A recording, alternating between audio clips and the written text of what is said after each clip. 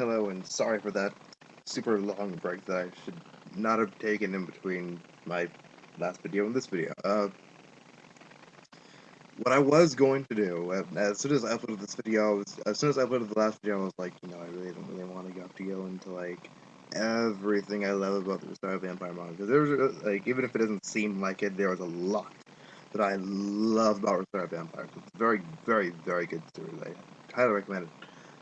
But just comparing it to its anime counterpart, it is a sickening kind of experience for the most part. But my thought process was, like, when I was doing the video, when I saw the time, I was like, okay, I'll just cut the video off here, and that'll be like my take on the anime, and then I'll do another video like right after this, it'll be my take on the manga, and how then I feel about the entire series, the anime, the manga put together, all those one. And then I uploaded it, and I was like, the video was processing, and I was like, I really don't want to do another review today.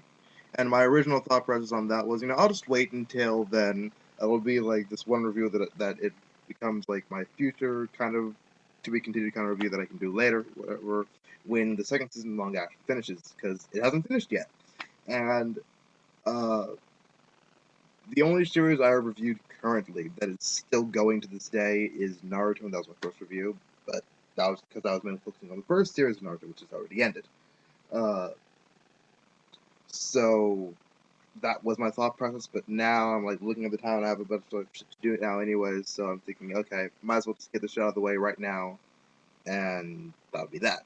In between doing my homework and cleaning my room and all this. So, okay. Rosario+Vampire, the manga. What do I like about Rosario+Vampire, the manga? First of all, like I said, I love the artistic look of the series. It's very nice looking series. Nothing about it that looks bad or horrible for the most part. All the characters look great. The manga, some of the covers, the bit to be desired, but overall it looks really good. Like, and as soon as like the second season of the manga hits, the series just looks fucking amazing. It's wonderful to look at. All the characters are like really kind of fleshed out and how they look and everything. It's just wonderful, it's beautiful to look at. I like how it starts. Rosario+Vampire is the kind of series that, like, I really can't imagine them really delving, like, right off the bat, just getting into that, oh, you're a human and we're monsters and, all this racism shit and everything. No, it's one of those things that you really need to, like, kind of, sorry about that, you need to kind of slowly build up to that. And that's what the manga did, and the anime kind of did that. But I'm not talking about the anime at the moment, I'm talking about the manga. Yeah, so I like the slow start. I like the slow start of Rosario+Vampire much better to the slow start of Hitman Reborn, though. And I'll get into that when I review Reborn in the future. Reborn's manga, it took, what, like 7, 8, or 9 volumes for, like, the action to really come to a head. And 20 episodes of the anime. Trust me, I know this. I've watched the entire anime cover to cover. And so I was like, oh my god, what is the action stuff? But I liked the series. I liked Reborn as it was just kind of, simple comedy, kind of hijinks stuff and everything. It was funny. It was like mafia funny, shenanigans of middle school mafiosos. So what are you gonna do? Rosario+Vampire took 2, and I do mean only 2 volumes for, like, the actual action and, like, the kind of the direction the series wanted to go in, because like once volume 3 really hit and or the disciplinary arc really hit, you're all like, okay, this is not the same series that it started off as. The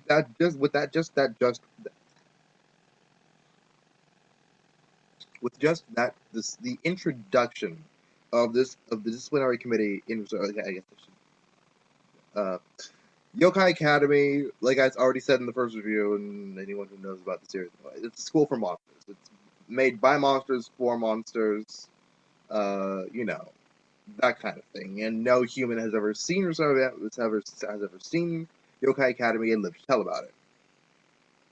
And Tsugune has to go through his new school now pretending to be a monster so that he doesn't get killed. And so, the only person that actually knows that he's a human is Mocha. Or the two Mochas, I guess. They're the only people that actually know about, just him and Mocha and her other stuff. So there's that. Even though it's kind of obvious. Because Yokai Academy has this rule saying that all the students are to remain in human form unless extremely special circumstances arise. And I guess that falls into the bracket of like life-threatening situations, which happen a lot. And so you'd think the girls around Tsukune would be a bit more observant, especially in the anime. The anime, by far, it's like really he's not doing anything. You guys should really pick up on this. You other girls, you should really know this. And it's also brought up a lot. Like Tsukune's blood is said to be tasty like a human's. His scent is like that of a human. So even like when some of them like when he gets like licked by one of the girls, they're like you taste like a human. So it's like we're dropping lots of clues here, and even little Yukari, the little witch girl, when she's doing her kind of analysis on Tsukune in front of him, like when she's kind of like trying to take Mocha away, it's like you're average, you look average, your athletic ability is that of a human, your intelligence is average. There's nothing special about you, and that's Tsukune. He's a regular human, and when the disciplinary committee comes in and you really get that whole oh my god, his life is like actually in danger. Because his life was in danger in a couple of the chapters before that. But when this came around, you're like, oh, oh shit, this like shit's going down right now.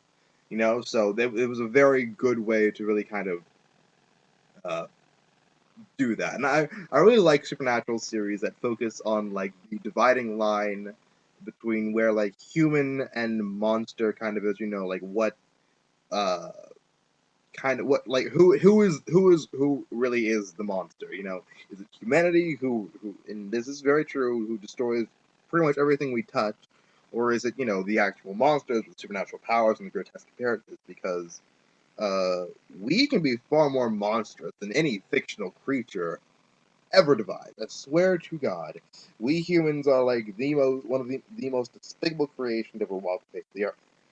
And I like series that really get into that, and Rosario+Vampire does. It's brought up a lot over the course of the series. Volume 4 really touches upon it too, like kind of a Miyazaki-esque kind of environment. Not extremely Miyazaki-esque, but the kind of environmentalism kind of thing. So it really plays into that as well. Humans destroy the environment and everything with their cities and their life includes everything. And so that really got into it. What else do I like about it? Uh, I love the comedy of Rosario. The comedy of Rosario+Vampire it's fitting. It's not. Some of it's dark, but some of it is like black, dark comedy, like joking about death and shit like that. And some of it is really, like a lot of it's like lighthearted for the most part, typical romantic comedy-esque humor for the most part. So that was good. But what I really love about Rosario+Vampire is that since it's billed as a harem, uh, most harem series have lots of physical slapstick. It's mainly dealt out to the main protagonist. Rosario+Vampire has really very little physical slapstick on Tsukune's part. There's just, Moko sucks his blood, Kurimu shoves into her boobs, Yukari kind of rubs her flat chest against him, Mizore stalks him, and Ruby is Ruby's Ruby. That's like the subject I'm not touching on this at all in this review. I might briefly explain why I won't touch on it, but at the moment I'm not going to get to that. So yeah, I love the humor of it. The fan service as far as the manga goes.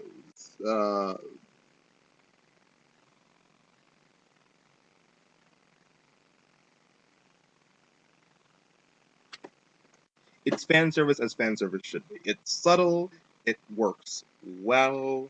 It's not subtle. It's subtle depending on the characters, but you can kind of like time it like, oh, okay, fan service moment. You know, but that's not exactly a bad thing with Star Vampire because Star Vampire, the manga, is not meant to be a fan service thing. The fan service really is just there kind of for comedy, like oh, Kurumiku's a succubus, he has a big boob, petite body, and everything. Oh, Charles Wallicon, vampire, kind of, that. So that's that. The comedy is very well placed. Another thing,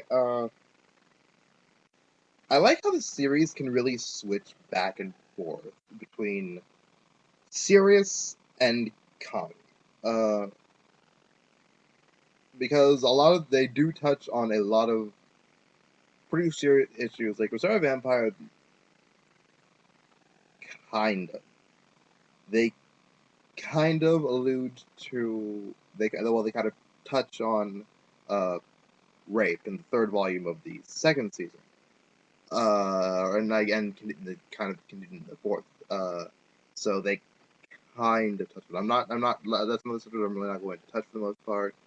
But it kind of gets brought up, especially with Missouri's character and everything. So I like how they were able to really kind of like how they have a good balance of like serious moments and lighthearted comedy films, and they work really well together. Uh, what else do I like about Rosario Vampire? What else do I like? I like that it takes itself seriously. Rosario Vampire, it kind of takes itself seriously, but kind of makes fun of itself at the same time. Like it's very Rosario Vampire as a series is very aware of what kind of series it is, and it kind of exploits that just a little bit. With like some of the omics and everything, but for the most part, the characters are they're firmly kind of they work well for given their settings and everything. Yeah, so far it's pretty well done. How serious the series takes itself, because like when a serious shit comes up, it's there. It is like staring you in the face, and you're like, oh, okay, this is actually serious. Star Vampire is also a series that I've become fanatically emotionally invested. And I really, for the most part, I try. And I try my absolute hardest not to get overtly passionate or fanboyish over really too much of anything. Like, it can be like if it's like a certain aspect of a series, like a certain character, I can like, oh my god, I'm a total fanboy for like this character, but it's like the series overall, I'm like, no, this is a this is a series as it stands. It has its flaws, it has its good points, you know, and I'm fully comfortable bringing up whatever flaws the series might have. They're just glaring me in the face, and they're like to me, they're the things that I don't like, you know. Uh, and so that I and so Rosario Vampire. If Rosario Vampire is a series like that, like I will acknowledge, Rosario Vampire has flaws. Its anime is extremely flawed. Uh, so that's that. Now, I don't think I really stressed this, or I didn't really say it at all in my part one, but Rosario Vampire is a manga, is a very, it's not extremely, I'm hesitant to call it super deep, because while it gets serious, it kind of goes into like a couple of like really like stop to question yourself kind of whatever question these kinds of things happen. It's not like it's no Evangelion, okay? Rosario Vampire is no super deep thought provoking Evangelion type series. No Madoka Magica. Uh, it's more,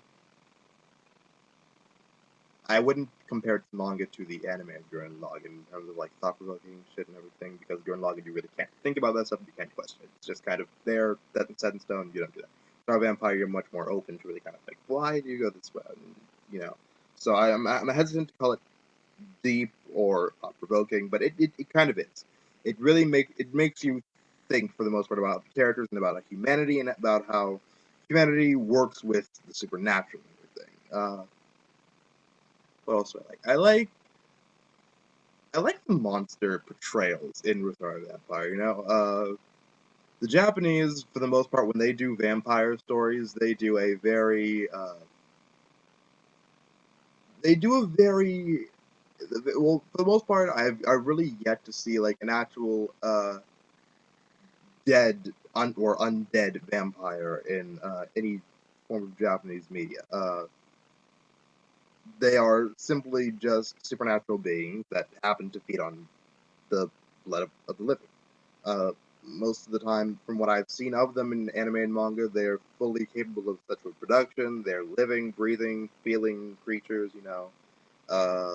So that's really as far as that goes. For Star Vampire, I like the takes on that's just one example. I really like the takes on the monsters and everything for the most part.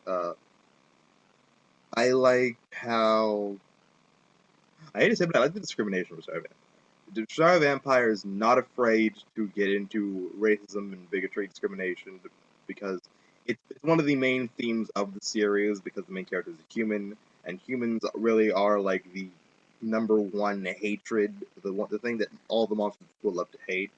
Uh, so that's one of the things that I really like about that, and even like the main cast, like members of the main cast, aren't adverse to this. Like one of them, Yukari, she's a witch, and what part of her kind of introduction and everything is kind of like, oh, she's a witch. For Star Vampire, witches are they call them beings of the borderline. They're kind of like they call them like a mix between like a human and a monster because it's impossible to tell the difference purely on their physical appearance at all. Uh, and then like all they're hated by humans too because the witch trials and everything. So kind of that kind of gets brought into it too. So that's that. I believe my favorite thing about Star Vampire though is how the characters are characterized and developed. There is and this is the kind of character development that the character is not the characters really becoming a completely different person. It's the characters for the most part keeping their basic personality, but just kind of changing their stance or kind of changing how they act towards one another for the most part a little bit, and it works really really well because the development that each character gets for the like all the female leads. I like all the female characters of Vampire. I enjoy them. I find them compelling. I find them well written. I find them well developed. I find them well motivated. There's just like very little there that I don't like about the female characters. That I don't think that there actually is anything I don't like about the female characters. I like all of the female characters in Star Vampire for the most part, at least as far as like protagonists go and like what little side characters I have. Uh, so there's that. And their development all comes it starts for the most part in the first season or the first manga series, but I think in one of the I read like one of the authors notes, whatever.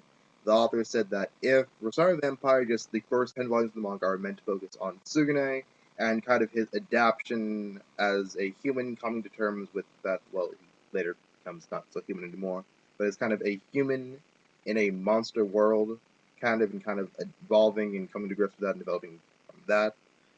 Then the second season is meant to, and does, focus on the girls around him and their kind of interaction with their characters and their growth as people. You know, so and that's another thing I love about it. And it's one of the things like Rosario Vampire is excuse me, is a manga series that has nearly made me cry. There's like watching Rosario Vampire. It's like I mean, reading it, I'm like, oh my god. How could you do this to this character? How? Why? Why? And I'll really get into that when I get into like my main dislike of the series. So yeah, everything for the so that's a lot of I really love how the girls kind of progress and evolve as characters, evolve as people. I love how in Rosario Vampire, mm, Shonen series have very most of the time they're not really done well with justifying their main characters. You know, they have an element about them that is just like Naruto. Naruto is the aspect of Naruto being as powerful as he is completely justified in the fact that he has a nine-tailed demonic fox monster living inside him. Because hey, Japanese mythology, nine-tailed foxes were basically the equivalent of gods, so it makes perfect sense. Uh, but you know, other characters though, I'm like, I don't really see why you're so powerful, you know? But so there's that. And I know I bag on Naruto a lot, but hell, I can't, you know? It's my own personal opinion. I'll express it as I will, so that's that. Rosario+Vampire, though, uh, I like the fact that the main lead isn't powerful for the most part. He becomes powerful, and he has to develop his own power because it gets to a point later on where he's like, I really don't want to just be fed by the girls anymore. I want to be able to help. I want to be able to do stuff by myself. And it starts really in at the third volume again. Like everything really starts with the third volume. It becomes a much better series with the third volume. Much better written, much better characterization. So that's all that. So, but the girls, for the most part, in their own way, are also powerful. But they become stronger, you know, because their main rival Mocha is already kind of, as a vampire. Vampires in Rosario+Vampire ranked as like S-class monsters, so they're like way above everyone else. They got like nearly limitless demonic energy or yoki, and they channel that into like pure brute strength. So they have like limitless strength for the most part. So they're super powerful and everything. And Mocha's the resident vampire. She's like kicks the ass or everything. But she struggles and everything. There are like some fights where it's like, oh, how's Mocha really gonna, solve this problem? Things like that. Excuse me. So there's that. But now let me get into what I don't like about the series. I don't like that Rosario Vampire is called a harem. I really, really don't like that because it's not. It's not a harem as I define a harem. The way I define a harem series is when you have one male, you have five females. You have an average of five females, and each of those females has a shot, an actual shot, and a chance to get with the male lead. You don't know who is going to win. You don't know who the main character is going to choose at the very end of everything. That's what I love about harems, and I love how they develop romance with each character. Like, uh, I'll get into that later on. But with Star Vampire, it is painfully obvious who Sukune is going to choose in the end. It was established since volume 1. Okay? It's Mocha. We all know that Sukune is going to get with Mocha at the very end of the story. There's no doubt about that. If it would be an absolute miracle and kind of an ass pull. I would be insulted actually, and despite the fact that I don't like that's aspect of the series, but I would be insulted if at the end of the series Sukune and Mocha didn't get together. That would just be like, no, no, all of this, he went through all of this for you, she went through all of this for him. They should be together, goddammit. So that's that aspect of it that I do not like, is that it calls itself a harem when you already know who's going to win. And this leads directly into my second and my most pure and unabashed hatred. The main aspect of the series that I hate is female protagonist Sukune.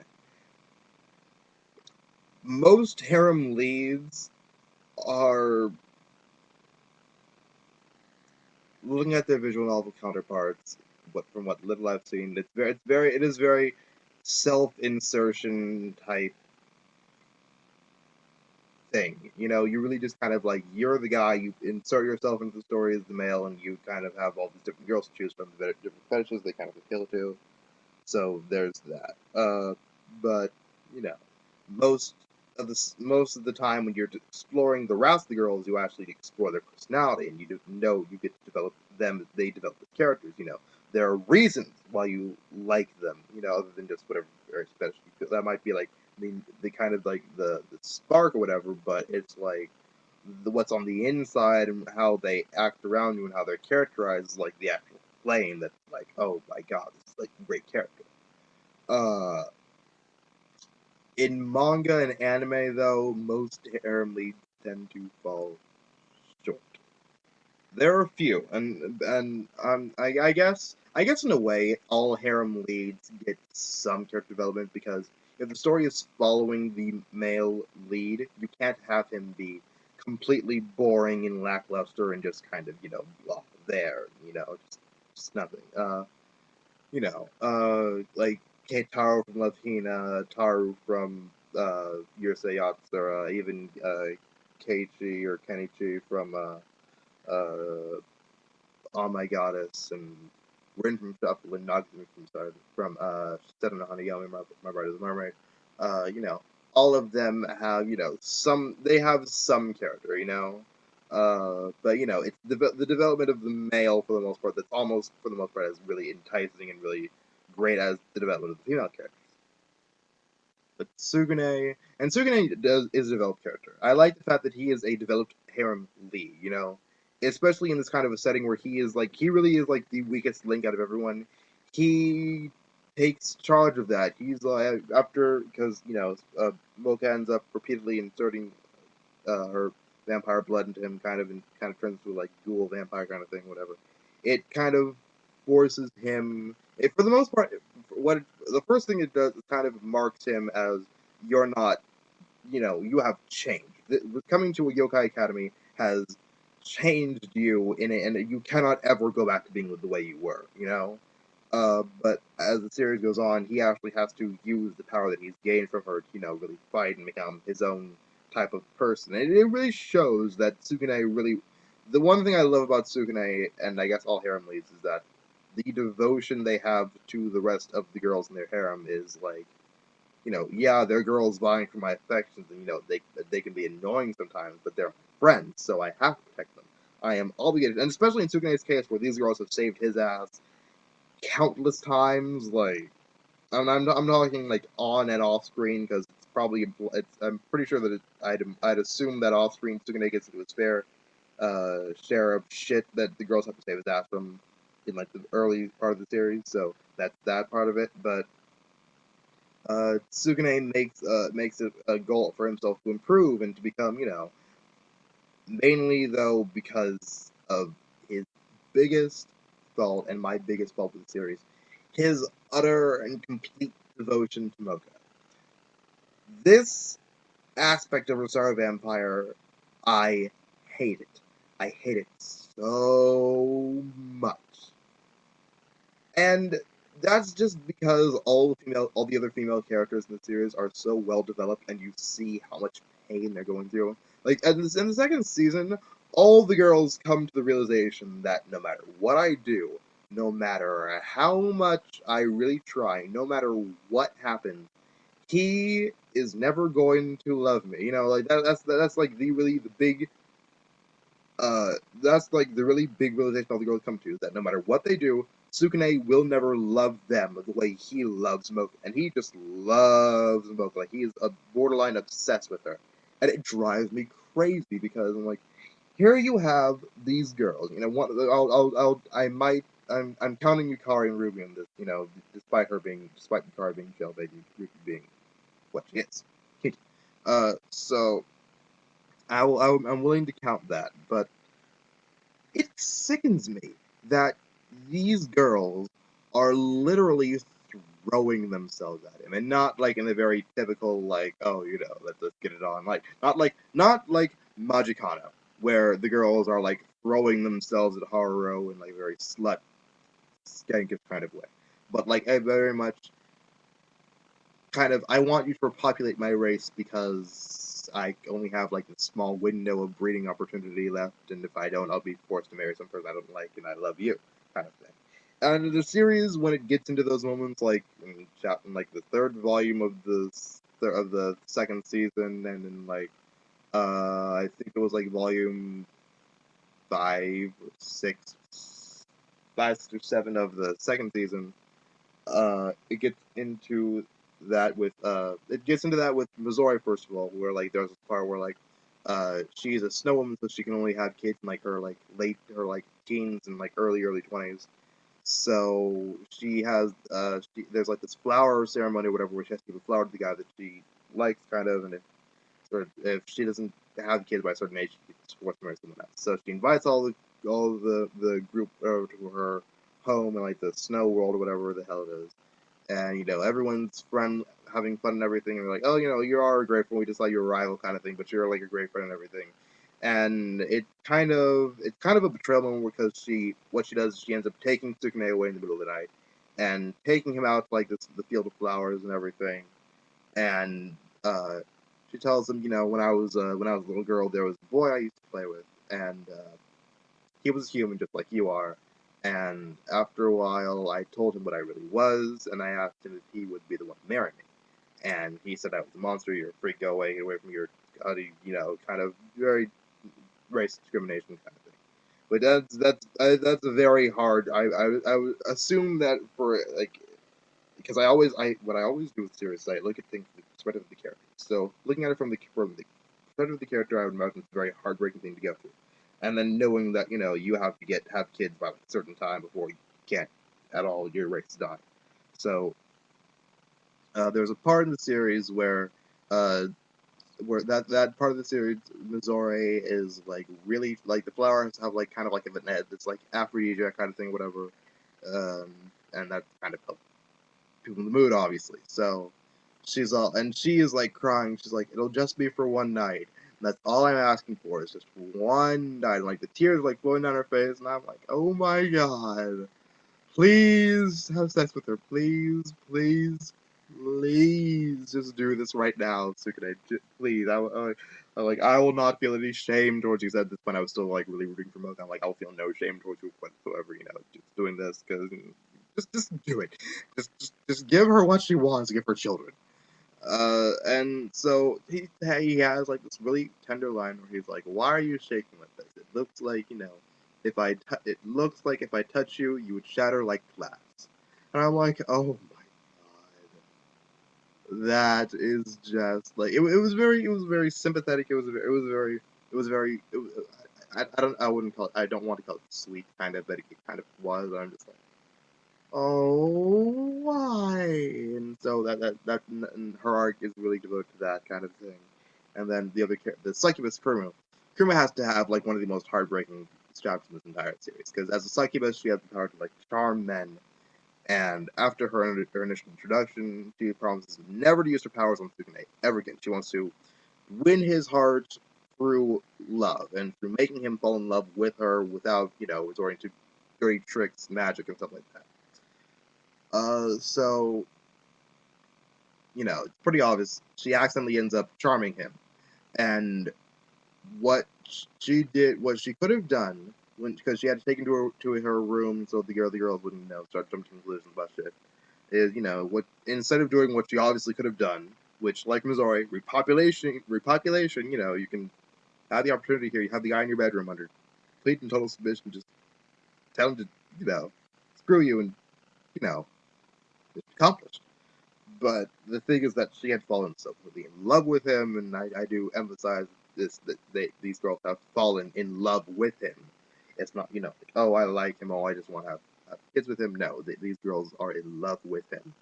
Uh, I don't think they'd go through all that they go through with him if they didn't love him at all. What she ends up doing with him is just like very much buddy kind of like, oh, let's play house, let's play video games, have some like cooking or whatever. And the only thing that she asks for at the very end, the only thing, when she could have asked for absolutely anything, she asks Sukuna, she's like, I want you to tell me that you love me. And the bastard had like this robotic, and I was like, I like you. And she's like, say it again, say it again, say it again, say it again, say it with tenderness in your heart.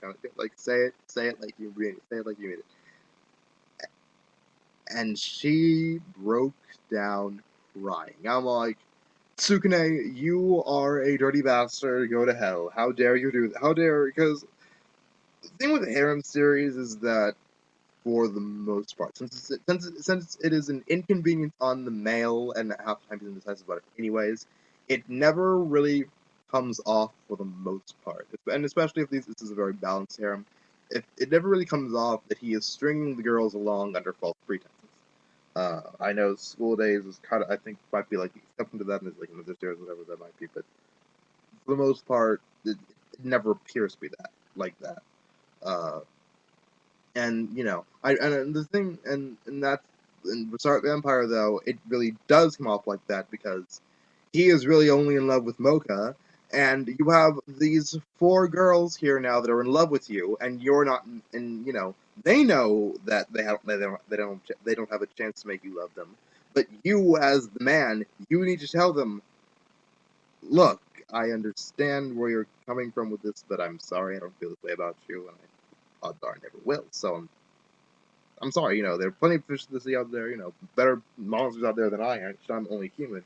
But, you know, so I do see Tsukune as stringing the girls along in contrast to someone like Keitaro from Latina or Ranma from Ranma One Half, or even Nagasumi from Sunanayome, because uh, these three each have perfectly justifiable reasons for why their relationship with the main girl is kind of spoon fed to you, and it's because in these three series they have for the most part, and even with Latina, even though it doesn't exactly do it, they are for the most part betrothed. They are engaged to the main female, so it's one of those things where it's all like.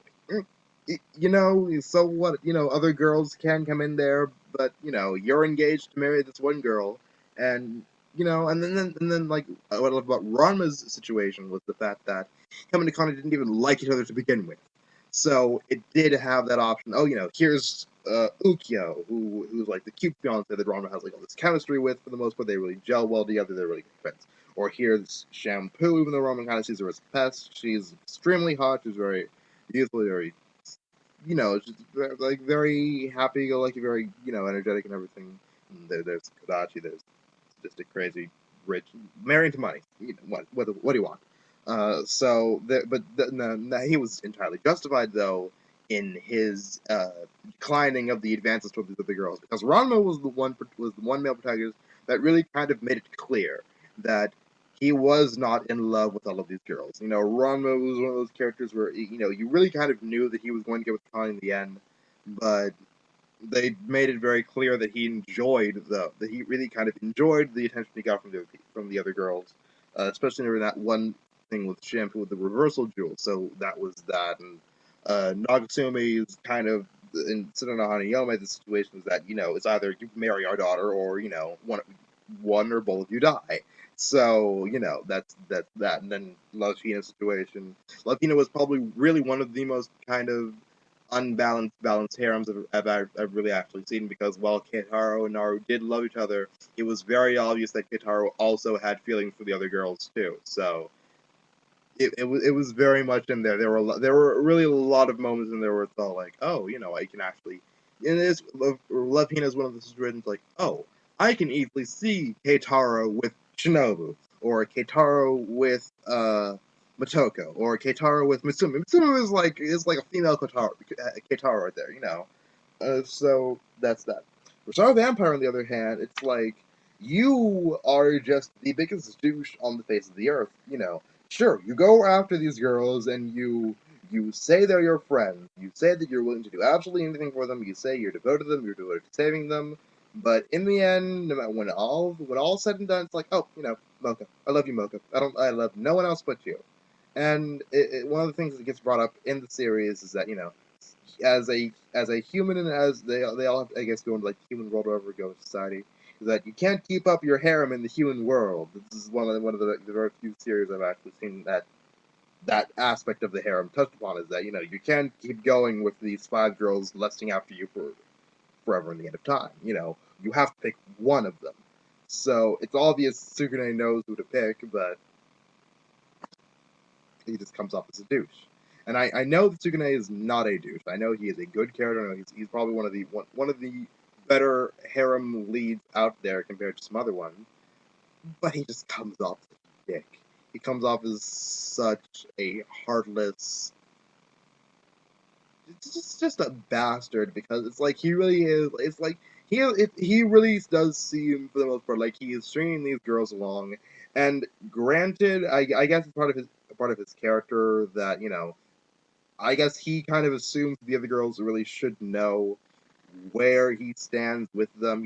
Like I'm sorry, I'm with Mocha all the time. I talk to her all the time. I care the most about her, so it's kind of all this shit with you. And the girl even makes sacrifices just so we can be with Mocha. Even at like the end of the like in the ninth and tenth volume, it's like making all these sacrifices so we could be with them, even though the girl's part of his harem too. But uh, it just makes him look like just like the worst man ever because he had like Mocha really is like the perfect girl, kind of whatever. I won't say that she's a perfect character because she's not. Mocha does have her flaws. Uh, all the characters have their flaws. No one is a perfect character in the series. Absolutely, no one is perfect. No one's a Mary Sue in the series, and I like that. All of them have flaws. They have their actual likable characters. Uh, but I just don't like the fact that Sugune comes off in the way that he does. Like he really is just stringing these girls along, and it's just like, what the fuck, you know? And even like, and when they touch on like you can't continue your harem in the healing role or whatever, it's like part of the mafia though. Like some Chinese mafia kids like, but you can't continue this in the human world, but join my mafia and you can have them as all of your concubine, And all the girls are like, oh, let's go to China, except for Mocha and Sugino. They're like, no, we're strictly monogamy here. And but the thing I hate about Rosario Vampire the most is that it very easily could end with one of those. He does keep up the harem. He gets that harem ending in the end, where he gets all the girls in his harem. They all learn to love and share him equally, and he learns to love and share them equally. That kind of thing. But well, Rosario Vampire, it can go that way, but it won't. I already know that. I just don't know how much more heartbreak this girl's going to go through at the expense of this well written kind of come off as a douchebag character. So those are my negatives on the series.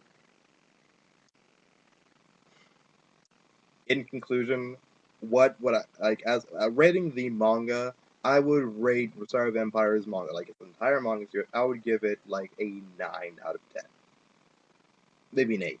Yeah, yeah, like an 8, like a 7.5, an 8, or an 8.5, maybe. It's floating between 7 and 9, floating in that area. Uh, the anime, yeah, I would give a 2 out of 10. Uh, because what Rosario Vampire's anime does is just it's a harem and it knows that. It plays up all the harem shit, it gives you all the fan service, it gives you all the tits and everything, so it's just like you may as well be watching porn. So and like okay, so I guess now anime and manga put together, how would I rate them all? I would give that a